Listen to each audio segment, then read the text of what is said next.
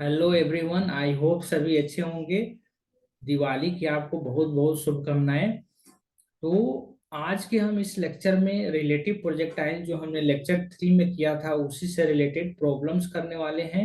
तो दो प्रोजेक्टाइल को जब साइमल्टेनियसली प्रोजेक्ट करते हैं तो उस पर बेस्ड प्रॉब्लम करेंगे। बेसिक कॉन्सेप्ट हमने लेक्चर 3 में डाल रखा है प्रोजेक्टाइल मोशन के सीरीज में, जहां से आप वहां से देख सकते हैं। बेसिक कॉन्सेप्ट यहाँ पे हमने एक्सप्लेन किया है। जो थोड़े बहुत कॉन्सेप्ट है से रिलेटेड प्रॉब्लम्स है यहाँ पे मैं करूंगा, और एक्स्ट्रा प्रॉब्लम भी जो आपको जेई एडवांस के एग्जाम में काफी हेल्पफुल होगा वो हम करने वाले हैं यहाँ पे। राइट, तो चलिए स्टार्ट करते हैं प्रॉब्लम। फर्स्ट प्रॉब्लम क्या है, मैं यहाँ पे प्रॉब्लम जस्ट रीड करूंगा। यहाँ आपको प्रॉब्लम, ये जो जो भी प्रॉब्लम्स हैं वो मैं अपने Telegram channel Tesla school of physics में डाल दूंगा, जहां से आप इजीली एक्सेस कर सकते हैं। तो फर्स्ट क्वेश्चन क्या है, जस्ट मैं रीड कर रहा हूँ। A particle A is projected with an initial velocity of 60 meter per second at an angle 30 degree to the horizontal. At the same time, a second particle B is projected in opposite direction with initial speed of 50 meter per second from a point at a distance of 100 meter from A. Right? If the particle collide in air, first question है the angle of projection of particle collide in air, right? B में क्या दिखा है, time when the collision takes place and the distance of P from A where collision occurs, right? तो क्या दे रखा है आपको, दो प्रोजेक्टाइल है ए और बी। ए और बी दो प्रोजेक्टाइल है। एक प्रोजेक्टाइल को इधर किसी पॉइंट ए से, मतलब ये पॉइंट से 30 डिग्री पे प्रोजेक्ट कर रहे हैं। ये प्रोजेक्शन स्पीड दिया है 60 मीटर पर सेकेंड। एक दूसरा प्रोजेक्टाइल है जिसको अल्फा एंगल से 50 मीटर पर सेकेंड से प्रोजेक्ट कर रहे हैं। दोनों के बीच का जो गैप है वो 100 मीटर है। राइट, तो क्या होगा, ये प्रोजेक्टाइल कहीं ना कहीं एयर में जाकर एक दूसरे को कोलाइड करेंगे। मान लीजिए ये पॉइंट ऑफ प्रोजेक्शन है जब कोलिजन है वो पॉइंट पी मान लिया हमने। राइट, अब हमको देखना फर्स्ट क्वेश्चन क्या दे रखा है इसमें। फर्स्ट क्वेश्चन है the angle of projection alpha of projectile B. तो एक चीज हमने थियरी में क्या देखा था, जब दो प्रोजेक्टाइल को हम प्रोजेक्ट करते हैं तो दोनों को मिलाने वाले लाइन के जो परपेंडिकुलर कंपोनेंट है, दोनों को मिलाने वाले लाइन के जो परपेंडिकुलर कंपोनेंट है वेलोसिटी का, वो दोनों बराबर होना चाहिए। अगर ये दोनों बराबर नहीं होगा तो फिर दोनों कोलाइड नहीं करेंगे। राइट, तो इसका परपेंडिकुलर कंपोनेंट आपसे पूछा जाए तो कितना हो जाएगा, 60 साइन ऑफ 30। आई होप आपको कंपोनेंट लेने आता होगा। और इसका कितना हो जाएगा, 50 sine of alpha. 50 sine of alpha, तो क्या लिखेंगे, for collision 60 sine of 30 should be equal to 50 sin of alpha। तो फॉर कोलिजन क्या लिखेंगे, perpendicular component of velocity should be same. इसका लॉजिक क्या है, परपेंडिकुलर कंपोनेंट ऑफ जो वेलोसिटी का है वो क्या होना चाहिए, बराबर होना चाहिए आपका। अब यहाँ से सोल्व कर लीजिए, 60 साइन 30 कितना होता है, 1/2। 50 साइन अल्फा 50, ये चला गया आपका, ये दिस विल बिकम 3। तो साइन अल्फा कितने आ गए, 3/5। तो 3 4 5 टेक्निक आई होप आपको पता होगा। Suppose this is 4, this is 5, 4, this is 3, this is 4, this is 5। ये एंगल जो ऑलमोस्ट आता है 53 डिग्री, ये एंगल जो ऑलमोस्ट होते हैं 36 डिग्री, और ये 90 के बराबर अप्रोक्सीमेटली। राइट, तो अल्फा की वैल्यू यहाँ से आप क्या लिखेंगे, साइन अल्फा अगर पूछा जाए 3/5 मतलब 37, सॉरी 36, ओके 53, 37, 53 हो गया आपका ये। और 36, राइट, 3/5, 37 डिग्री, 10, 8,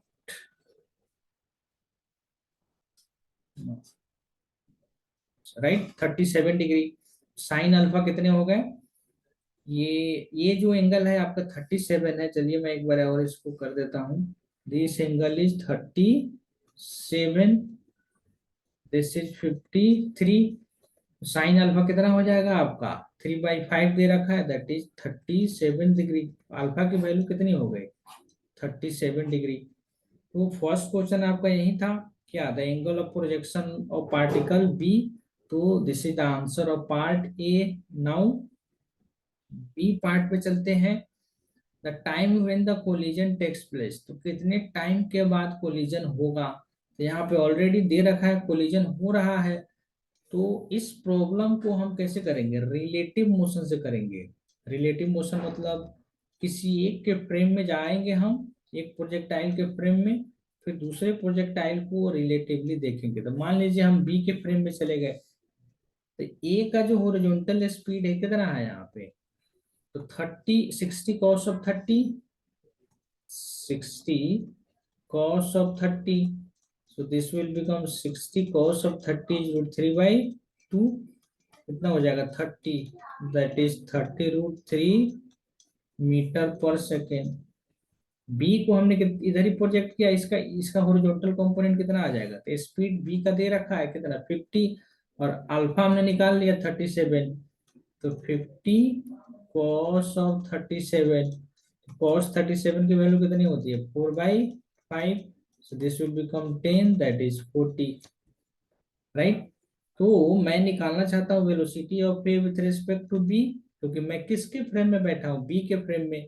तो velocity of A minus velocity of B, तो वेलोसिटी ऑफ ए कितना है? 30√3 माइनस, अब इस डायरेक्शन को हमने पॉजिटिव माना है, ये वाला डायरेक्शन क्या हो जाएगा? निगेटिव। किसी एक डायरेक्शन को पॉजिटिव मान लिया तो उसका अपोजिट वाला क्या हो जाएगा? निगेटिव। तो -40 कितना हो जाएगा? 40 + 30√3, 30√3। ये तो velocity of A with respect to B है। हम बी फ्रेम में है, मतलब बी रुका हुआ है, ये चल रहा है कितने स्पीड से? इतनी स्पीड से। और पूछा है कितना टाइम लगेगा। तो टाइम कैसे निकालेंगे? Time of collision, time of collision, ये टी कितना हो जाएगा? दोनों के बीच का distance, that is A B, और velocity of A with respect to B, एक टाइम कितना हो गया? T, that is 100/40 + 30√3। एक बार देख लेते हैं, 40 + 30 ये टाइम हो गया। तो इसको कैसे हम निकालेंगे? जस्ट आप रेशनलाइज कर दीजिए इसको। क्या कर देना है? रेशनलाइज कर देना है। मतलब 40 + 30√3 से मल्टीप्लाई और डिवाइड, ये टी कितना हो जाएगा? 100 × 40 माइनस 30 × 1.73, का वैल्यू रख दिया हमने। और a + b into A minus B, आपने क्या पढ़ रखा है? a² - b²। सेम चीज आपको यहाँ पे यूज करना है। ये a + b है, ये माइनस b है, दैट इज 40² - 30√3 का होल स्क्वायर। टाइम कितना आ जाएगा? 100 - 40 माइनस, इसको मल्टीप्लाई कर लीजिए। 6, 9 और एक 9, 21 और 3, 2, 5, राइट। तो कितने डेसिमल है? 0, 3 decimal. 51 divided by 1600 minus 90 into, sorry 900 × 3। Finally जब इसको आप सोल्व करेंगे तो कितना आ जाएगा? ये मैं डायरेक्ट आंसर लिखता हूँ, बट आप कर सकते हैं। 1.09 सेकेंड। तो कितने टाइम के बाद कोलिजन हो जाएगा? 1.09 सेकेंड। तो क्या देखा हमने फर्स्ट क्वेश्चन में? जो फर्स्ट पार्ट है, दोनों को मिलाने वाले लाइन के जो परपेंडिकुलर कंपोनेंट है बराबर कर दिया है। दूसरे में किसी एक के फ्रेम में चले गए, दूसरे का स्पीड निकाल लिया, और फिर देखा कितने टाइम के बाद वो कोलाइड कर रहा है। अब हम क्या करेंगे? थर्ड पार्ट में क्या पूछ रखा है? थर्ड पार्ट में पूछा है आपसे the distance of P from A. तो ए का जो डिस्टेंस है वो the distance of P from A, मतलब दोनों प्रोजेक्टाइल को जहाँ से हमने प्रोजेक्ट किया, तो ये ए है ये बी है, तो ये जहां पे भी कोलाइड कर रहा है, मान लीजिए पॉइंट बी पे पी पे कोलाइड कर रहा है, तो एपी का डिस्टेंस पूछा है आपसे। एपी कैसे निकालेंगे आप? तो हमने क्या बोल रखा है, बी रुका हुआ है, ए चल रहा है, तो टाइम हमने निकाल लिया। अब ए से डिस्टेंस निकालना है, तो ए का जो हॉरिजॉन्टल स्पीड है कितना है, UX, that is 60 cos of 30। Cos 30 कितना, √3/2। ये हो गया आपका 30√3, 30 तो ये एक्स में कितना चलेगा, तो एक्स के डायरेक्शन में तो स्पीड कांस्टेंट है इनटू टाइम, तो 30√3 और टाइम कितना निकाला है हमने 1.09, इतना मीटर आ गया। ये कौन से डायरेक्शन में, एक्स के डायरेक्शन में। वाई के डायरेक्शन में कैसे निकालेंगे, तो u/t plus half ay into t²। U Y कितना है 60, ये आपका 30 है, तो साइन 30, टी कितना आ गया, T minus half g t², क्योंकि एक्सेलरेशन नीचे की ओर है। फाइनली जब आप एपी निकालेंगे, एपी टाइम यहाँ पे कितना है, टाइम वही है 60 साइन 30 कितना 1/2। एक बार मैं सोल्व कर देता हूँ इसको, 1.09 minus 1/2 10 into t² that is 1.09 का होल स्क्वायर।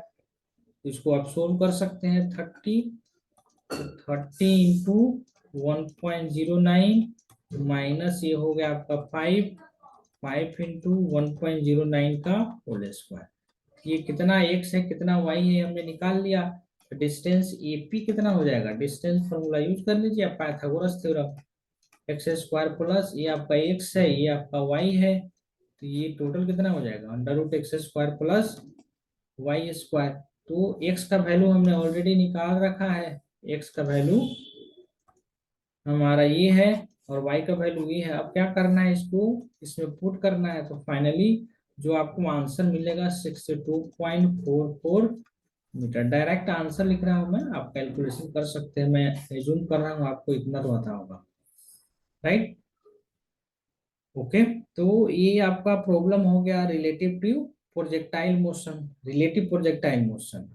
ओके, एक और प्रॉब्लम इसी से रिलेटेड करते हैं, एक और प्रॉब्लम हम करते हैं इसी से रिलेटेड। क्वेश्चन को मैं रीड कर देता हूं, आप देख लीजिएगा। तो क्या है problem, two particle A and B projected from ground towards each other with a speed 10 meter per second and 5√2 meter per second at an angle 30 degree and 45 degree with horizontal from 2 points separated by a distance of 15 meter, will they collide or not, will they collide or not। तो collision करेगा या नहीं करेगा ये आपको बताना है। तो दो प्रोजेक्टाइल है, एक को हमने कितने से प्रोजेक्ट किया 10 मीटर पर सेकेंड से, कितने एंगल पे 30 डिग्री पे। दूसरा प्रोजेक्टाइल है जिसको हम प्रोजेक्ट कर रहे हैं 5√2 मीटर पर सेकेंड और कितने एंगल पे 45 डिग्री पे। दोनों के बीच का डिस्टेंस दिया है 15 मीटर। बताना है ये दोनों कोलाइड करेंगे या नहीं करेंगे।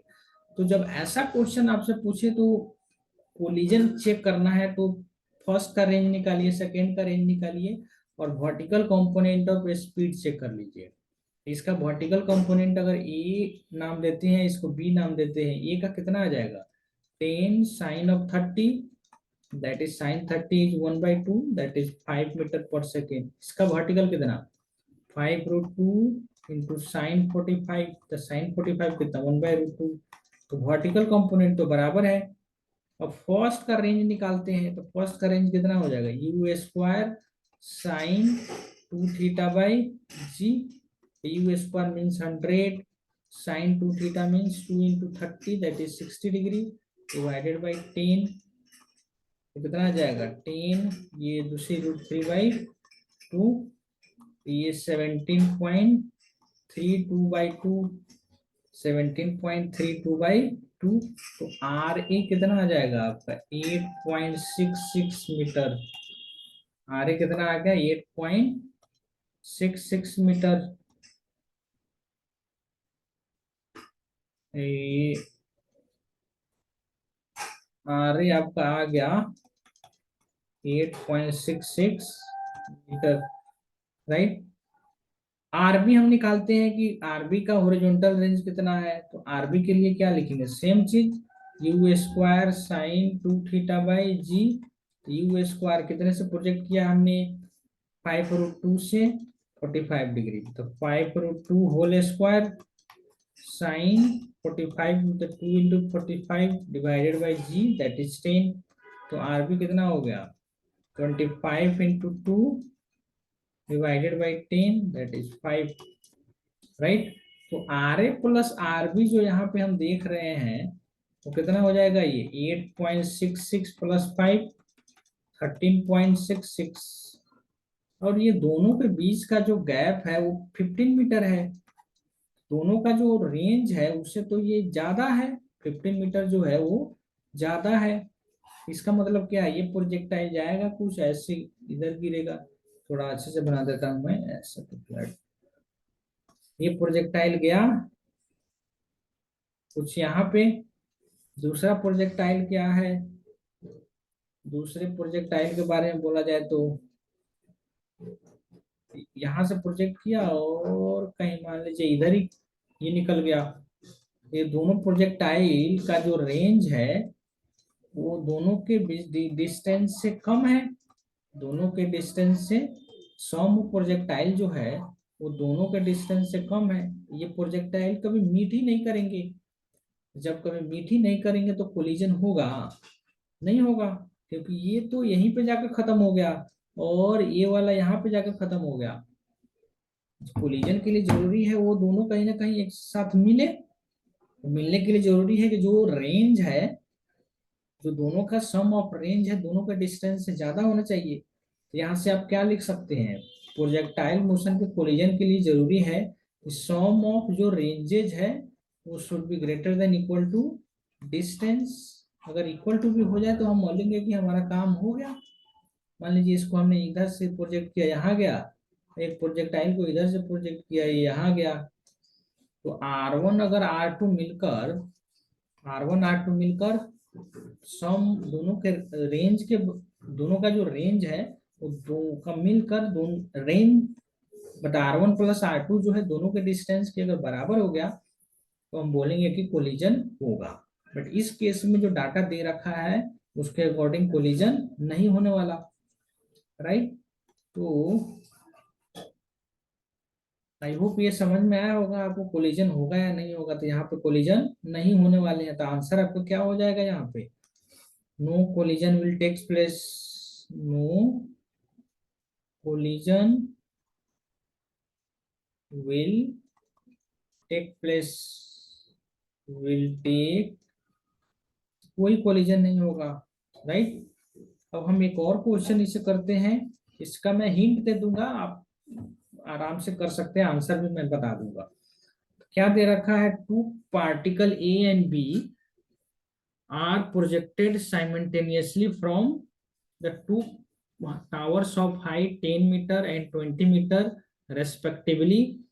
Particle A is projected with initial speed 10√2 meter per second at angle of 45 degree with horizontal, while particle B is projected horizontally with a speed 10 meter per second.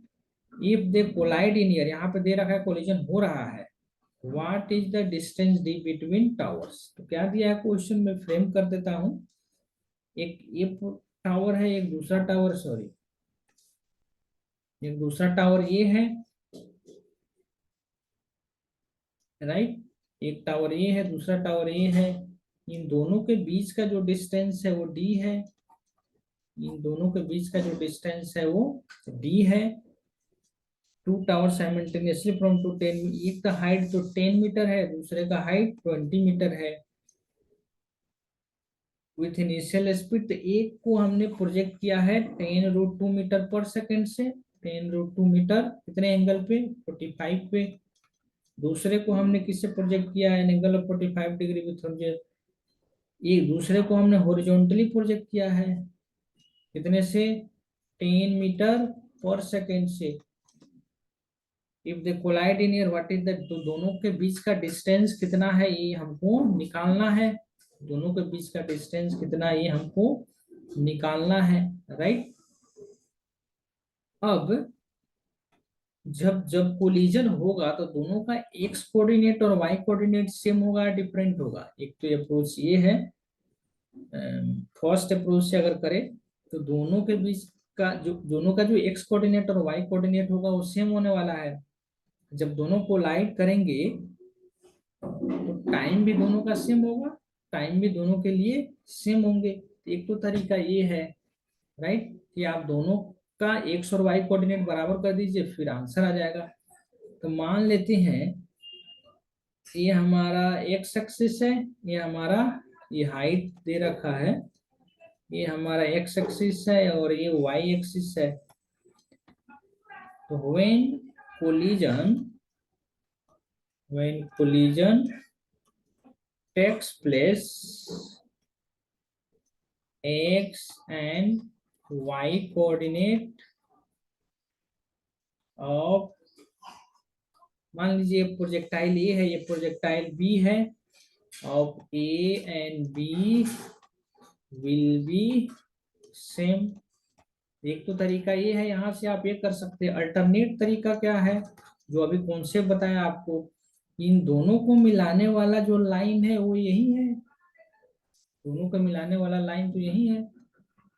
अब दोनों को मिलाने वाला लाइन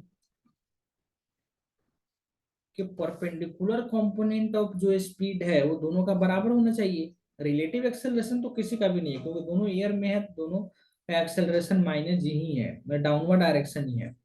अब दोनों को मिलाने वाला लाइन ये है, तो इस लाइन के परपेंडिकुलर इधर, इस लाइन के परपेंडिकुलर इधर, दोनों का स्पीड बराबर होना चाहिए। क्या, दोनों का स्पीड बराबर होना चाहिए, राइट।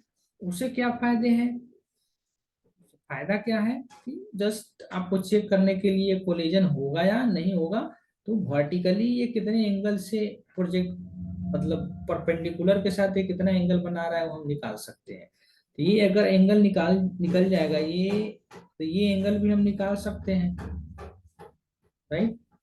तो परपेंडिकुलर कंपोनेंट ऑफ स्पीड बराबर कर देना है। जब मोशन होना चाहिए तो इसी लाइन के अलोंग होगा, इसका इसके अलोंग कंपोनेंट और इसका इसके अलोंग कंपोनेंट, किसी एक पे जाकर बैठ जाएंगे, दूसरे के मोशन को स्टडी करेंगे और देखना चाहिए कि वो इसी लाइन के अलोंग आएगा। एक चल रहा है, मान लीजिए ए चल रहा है, बी रुका हुआ है, एंगल वगैरह तो हमने निकाल रखा है क्योंकि परपेंडिकुलर कंपोनेंट ऑफ स्पीड बराबर कर दिया।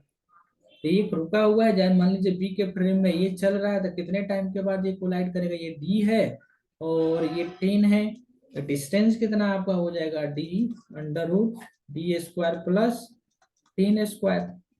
स्पीड हमने relative speed of A with respect to B निकाल रखा है, तो टाइम कितना लग जाएगा, distance by speed, distance by. तो दोनों अप्रोच से आप कर सकते हैं, कोई डिफिकल्ट नहीं है, हिंट दे दिया हूं मैं, आप आराम से कर सकते हैं। इसका आंसर जस्ट हम बता देते हैं। आंसर जो दे रखा है क्वेश्चन में,